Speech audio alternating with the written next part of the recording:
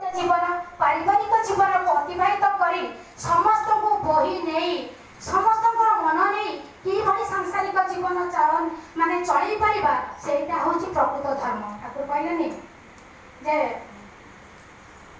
बंचीबा बढ़ीबा कथार अटे परम जा जगतवासी को कहिले अटे धर्म कहा। बंचीबा बढ़ीबार कथा एठी आसीगला जे गृहस्थ जीवन भितर तमे बंचीबा बढ़ीबार रास्ताटा पाई परिबो आ को आश्रम रे तमे बंचीबा बढ़ीबार रास्ताटा पाई परिबनी।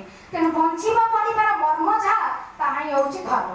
तेनु गृह भितर रही परिवार भितर रही हम जदि धार्मिक होई परिले हम चलन माध्यम रे सेटा होची प्रकृत साधना। कोनोसी जगह को जाई तपस्या करी साधना करिबा दरकार नाही।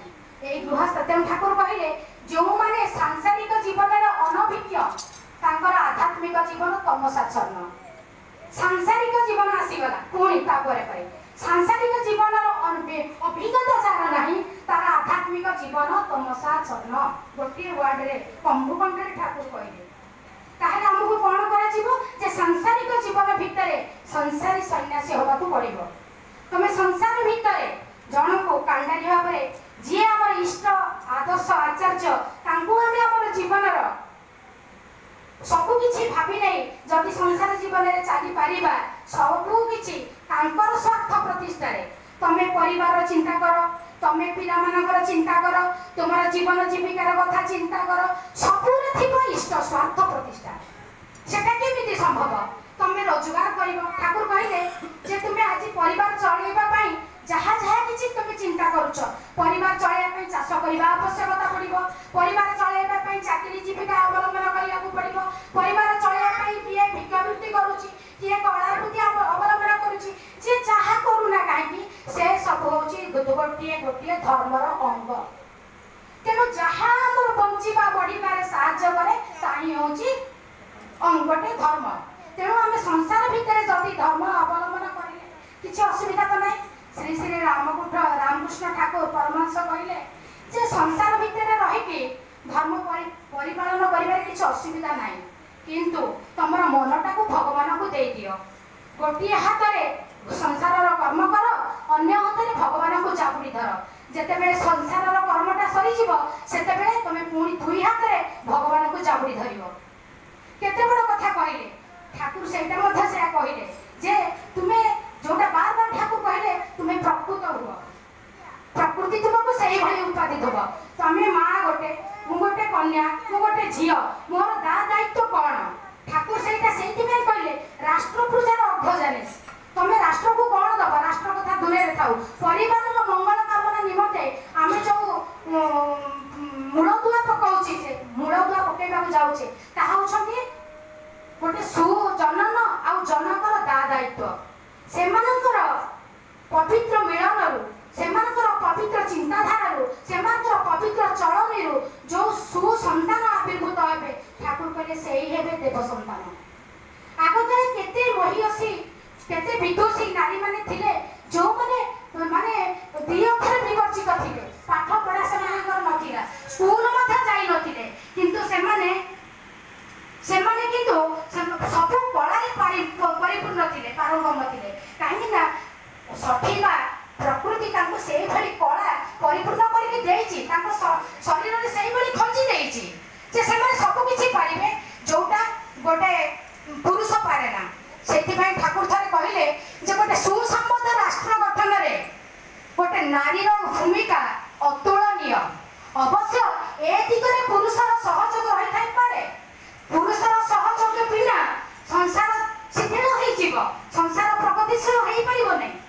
ताहले ताकु प्रगतिशील करिया पाई से जेते बेले नरतनु धरी पंचभूत रे नरतनु धरी आविर्भूत हेले सेते बेले से तांकर लीला सहचरी को सांगरे नै के आसीले। लीला माध्यम रे आचरण माध्यम रे की भली परिवार रो परिचालन करा जाय परिवार नै समाज को नै परिवेश को नै की भली धर्म प्रति मुहूर्त रे आमे परिपालन करिबा से हम आचरण माध्यम रे देखि गले। तेणु बंचीबा बढ़ीबार वृद्धि पाइबार अर्थ है धर्म। आउ जहाँ आज आम कही दौचे आम समस्त गोटे गोटे धर्म कथक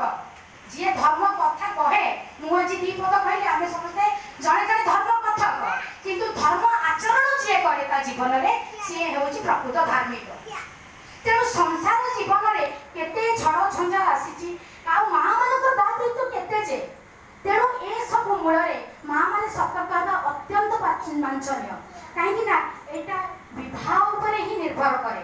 सुप्रजननटा सांसारिक आश्रम छड़ा गृहस्थ आश्रम छड़ा आउ कोठी साफल्य मंडित होई परिबो नाही। जोटा आमर नारी अष्ट वैशिष्ट्य गोटे अविच्छेद्य अंग सुप्रजनन।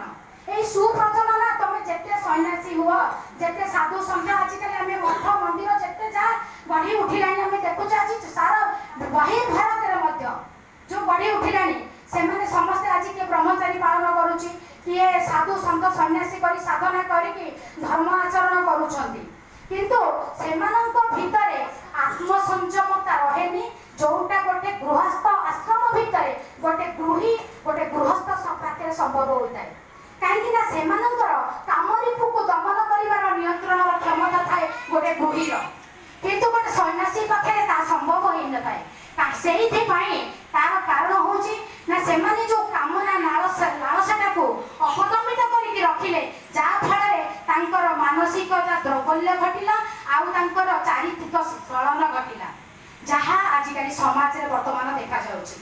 तेणु ठाकुर हाटा सहज करदेले जे तुमे घरे रही धर्म आचरण कर परिवार को आखि आगे रखी धर्म आचरण कर समस्त आवश्यकता को अनुच माने नखदर्पण रे रखी परिपूर्ण करने को जत्नपति हो से तो साधना। तेणु जो माने आज जो मठ मंदिर मस्जिद गढ़ी उठी से माने सब केमिति चलुछंती एई आम मानक गृही ऊपर से माने संपूर्ण निर्भरशील आम मानक न नेले से मानकर मठ मंदिर से माने चलै परिबानी से माने कोठु आनिबे। तेणु गोटे मनीष हूँ जो आम कहूचे समाजर संपद गोटे राष्ट्रीय संपद तेणु से समाज संपदटा को आम सुरक्षा करवा। तेणु मनीष जदि कलुषित हो जाए ताहले आउ राष्ट्रर स्तंभ परिवार स्तंभ उजुड़ी पड़ो जहाँकि तुम जिते चेष्टा कले भी विज्ञान जिते उन्नति कले तुम ताकू माने नियंत्रण करि पारिबो नै। से ठाकुर कहले विवाहटा को खेलना भाव नहीं जो जनन जीवन जड़ित। तेणु नारी शुद्धता उपरे केते जे निर्भर करे देश राष्ट्र सबकिछि तेणु ता उपरे तुम गुरुत्व दियो। तेणु संसार में रही निजर पारिवारिक जीवन प्रति ध्यान रखी निजर वैवाहिक जीवन दाम्पत्य जीवन पारिवारिक जीवन उपरे निजे माने आलोचना आलोकपात कर कि भली मो परिवार शांति सुख आनंद रे उन्नति मुखर होई उठिबो स्थिभूत चलन पुटरे गढ़ी आगे चलिबो ता प्रति आमे ध्यान देले आमे सुख शांति आनंद रे रहिबा परिवार समस्ते असुखरे गाई उठिबे आउ आनंद रे परम पिता को आश्रय ग्रहण करी वंदे पुरुषोत्तम कही आनंद रे गाई उठिबे वंदे पुरुषोत्तम। परिशेष रे से मांकर पारिवारिक जीवन पुणी थरे सार्विक मंगल कामना करछि परम पिता आश्रय रे समस्त मंगल कामना करछि मोर वक्तव्य आपण मानक एतिक रे रखुछि। जय गुरु।